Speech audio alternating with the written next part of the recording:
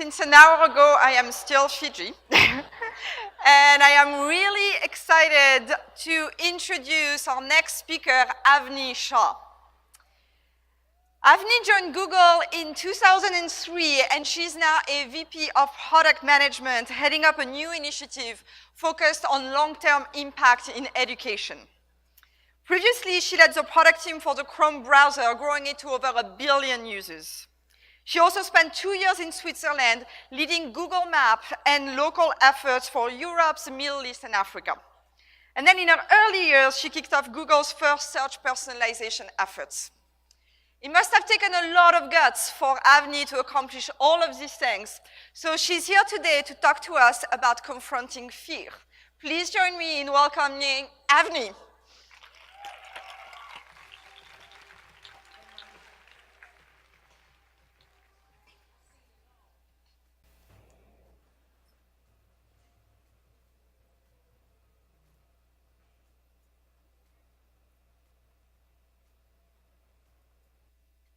No.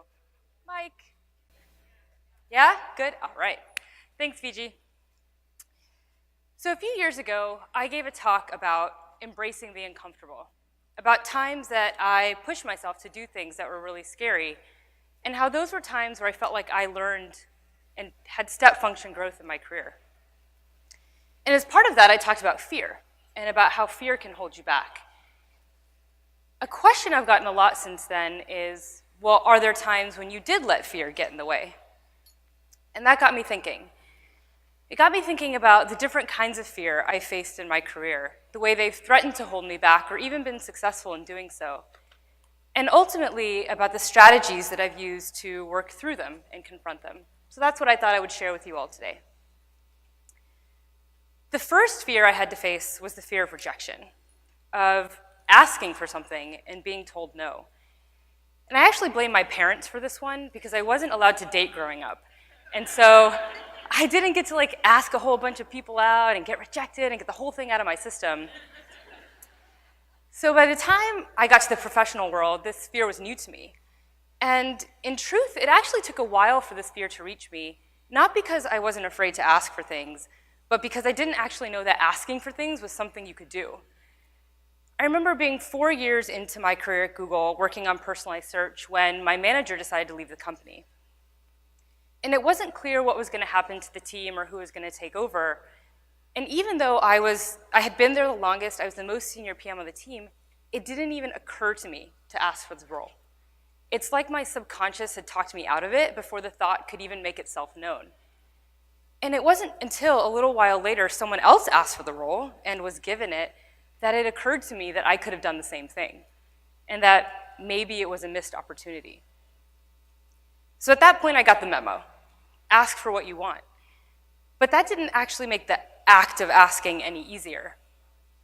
At Google, we have this process where you nominate yourself for promotion. And I remember one cycle, I was psyching myself up to talk to my manager about it.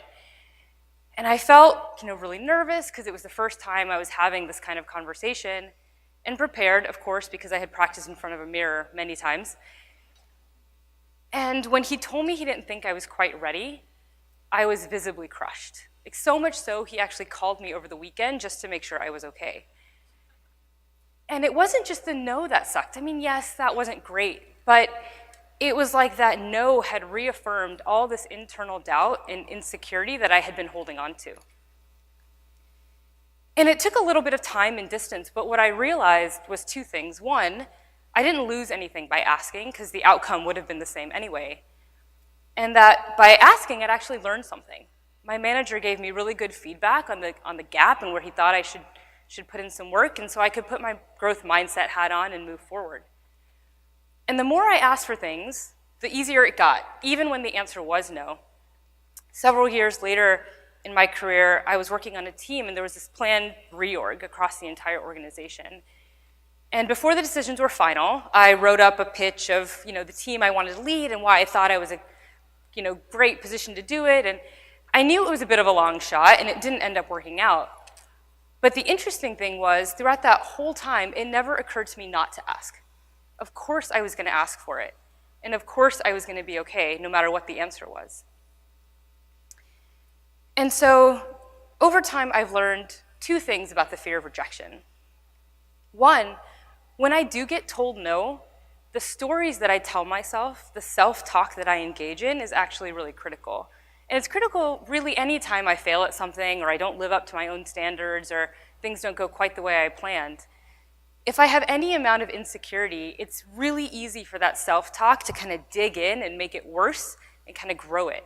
But if I'm able to put that aside, even just for a moment, I can then focus on what I need to learn from that incident and how I can be better prepared next time. And I found that this positive self-talk not only makes each individual instance of rejection better, but because I've cemented this more positive memory in my mind, I'm actually able and more willing to take on the next instance. The second thing I've learned about the fear of rejection is that it's one you can overcome. It gets easier with practice. It's kind of like building a muscle, and a really important one, because if I don't have the courage to ask for what I want and advocate for myself, then I'm likely to miss out on some pretty big opportunities going forward. So I started asking for more things and adding a few yeses to my pile of no's, and as I did that, I took on bigger roles with more responsibility, where I came face to face with the second fear that has threatened to hold me back, the fear of being underqualified or being exposed as such. And one of the ways that this fear manifests itself is a reluctance to take on risk and new opportunity. The most salient encounter I've had with this fear came about 6 years into my time at Google in the summer of 2009. I was trying to decide whether to uproot my life and move to another country for a few years. It was a pretty unique opportunity. I could move to Zurich, Switzerland, work on a new team and a product I loved, Google Maps, and I could be a manager for the first time. It sounded amazing and terrifying. In addition to that, I had just gotten married, so I was going to be living with somebody for the first time in a new country with no friends or family, with a job I felt really underqualified for. And I remember being on the last leg of our honeymoon, just thinking to myself, I can't do it. Like, I'm not ready. I've been fooling people for the past 6 years, and if I take this job, they're gonna find me out. And after some time and with the help of a supportive new husband, I realized a few things. First, if I had been fooling people, apparently I was doing a pretty good job. So maybe I could keep it up for a few more years at least. But more importantly, that imposter syndrome, which we talk about now, it's felt by men and women alike, people at all levels, and that I wasn't alone. Second, I had people that believed in me. My husband believed in me, my new manager, my former manager, they all thought I could do it. So if they thought I could do it, maybe I should too. And third, this was the career path that at least I thought I wanted. And so I might as well try it. And if I fail, I fail. But at least I will have learned something in the process. So I went. And in those 2 years, I learned more than I could have even expected, both professionally and personally. I learned that I like managing people and that I was pretty decent at it. I learned how to come onto a new team and build credibility all over again. I learned about myself that the first 6 months of a transition are really tough. I feel miserable and incompetent, and then suddenly it gets better. I learned about building products for a totally new market with users that have very different user expectations and perspectives and how to take that into account. I even learned how to be a better coworker, being on the other end of a 9-hour time difference. My husband and I traveled the world. We got introduced to new cuisines, new cultures, new countries. It was hands down an amazing time. And I almost didn't do it. And what I've learned about this fear of feeling underqualified, about imposter syndrome, is that it doesn't actually get easier with time. It doesn't go away with practice. But it is one that I've learned to recognize and to come to terms with. And in particular, when I'm faced with an opportunity that seems really scary, that fear and that discomfort is actually a good thing. And that fear should go in the pros column, not the cons column, because it's likely an indicator of a really steep learning curve up ahead. The third fear I wanted to talk about today is one that I've actually only encountered pretty recently. It's the fear of moving backwards, of becoming invisible, of losing momentum. I came face to face with this fear in 2015 when I was getting ready to go on maternity leave with my second baby. At the time, I was leading product for Chrome browser, and things were actually going really well. We had just surpassed 1 billion users. We had this really exciting roadmap. I loved the team I was working with. I felt lucky to be working on something so core to Google's strategy. And I'd even started to get an external presence, like being on stage at Google I/O, our annual conference. But in spite of all of that, it didn't quite feel right. In the back of my mind, I had felt for a long time that I wanted to work on improving education. From a young age, my dad had instilled in me how important getting a good education was. In fact, one of his favorite things to say was, the most important word in the English language begins with an E and ends with an N and has 9 letters. And growing up, I got to see that he was right. We spent many summers in India where I could see the difference firsthand that a good education could make to not just to individuals, but also communities as a whole. And I always felt really lucky that my parents had put such an emphasis on my sister and I getting a good education. In high school, my dad drove an hour and a half to and from work every day just so we could live in a good school district in Alabama. And my parents worked and saved for years so that we could both go to college. So by the time 2015 rolled around, I had known that at some point I wanted to help everyone get an opportunity for the kind of education that I had been given. I remember being on maternity leave, probably in some sleep-deprived, hallucinogenic state, thinking, well, what am I waiting for? Why not now? Of course, I knew nothing about education other than having been lucky enough to get one, so I spent months talking to people, reading, trying to understand the problems in the space and where I felt I could contribute. I ended up realizing that Google was a really interesting place to work on this problem for all kinds of reasons. So I wrote up a pitch for a new project I wanted to start, took it to Sundar, and amazingly, he said yes. Now, what's interesting about this is that if I had never worked through my first 2 fears, the fear of rejection, I had to actually ask for this thing, and the fear of feeling underqualified, I was entering a domain I knew nothing about, then I would have never gotten to this point. And I would have never had the opportunity to work on this third fear, the fear of losing momentum. I remember when I took my proposal to Sundar, I was actually afraid he was going to say yes. Because if he said yes, then I was probably going to do it. And that in and of itself was a really hard step to take. I had worked my entire career to get to the point I was about to walk away from. It's like passing all the pre-qualifying rounds to the Olympics, only to get to the final competition and be like, I don't really feel like throwing javelins anymore. Like, here I was on this very well-defined track from MIT to PM to VP to bigger teams and whatever lay ahead, and I was going to take a turn and instead start over and follow a passion that I didn't know if it was going to lead anywhere. I still don't.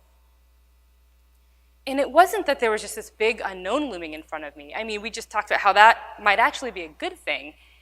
It was that my identity had become defined by this career track I was on and where it was leading. And I had found comfort in the security and the prestige and the external validation that came from being successful on it. And that was, and sometimes still is, hard to walk away from. When I look back, I realize there are at least 2 things at play. The first is a known phenomenon called loss aversion. It dates back to experiments done by Daniel Kahneman and Amos Tversky in the 80s that show that people feel losses twice as strongly as they feel gains. And that leads to really interesting behaviors, including our tendency to value things once we have them, much more than we value those exact same things before they're ours. And that applies to pens and mugs, like they show in their experiments, but likely also things that we consider a bit closer to our sense of self. The way that I was able to break through that loss aversion was to ask myself, what am I optimizing for? And I find that to be a really important question to ask whenever I'm making a big decision or a big trade-off, because knowing and being explicit and actually committing to myself what's most important can be grounding and clarifying and actually something to fall back on when times get really tough. In this case, I decided I wanted to optimize for even the slightest chance of making an impact in education. And that immunized me from the loss aversion I would have felt otherwise. The second thing at play was comfort, pure and simple. The track that I was on, it was comfortable and it's seductive. It's well known and it's accepted, and nobody questions the decision to stay on it. It took some reflection and apparently a few sleepless months to realize that I didn't necessarily want to go to the places that track was taking me. That based on what I was optimizing for, I needed to forge a new track somewhere else. Now, I don't know where this path will lead me or whether there's a happy ending to the story because I'm still in the middle of it, but I do know that no matter where that track goes, I will learn a ton and the journey will have been worth it. Now, the three fears I talked about today, the fear of rejection, the fear of feeling underqualified, the fear of losing momentum, they're by no means comprehensive of the fears that exist or even the ones that I've faced. But they are ones that I have found threatened to hold me back at key points in my career. And so I've learned to put them in check as I became aware of them. If you think about the things that hold you back or what keeps you from saying yes, you might have a similar or a different list. You might have different strategies for working through them. For me, I found some fear I was able to overcome. Others are kind of like bad roommates that you just learn to live with as long as they stay in their room. And others I've actually learned to embrace. They're like some fear is positive, and it's like a beacon telling me that that thing that seemed really scary in front of me is actually something I should be running towards, not away from. And I don't know what fear will make itself known next, or what will come my way as I work on this path, but I do know that no matter what it is, I will be willing to confront it. Thank you.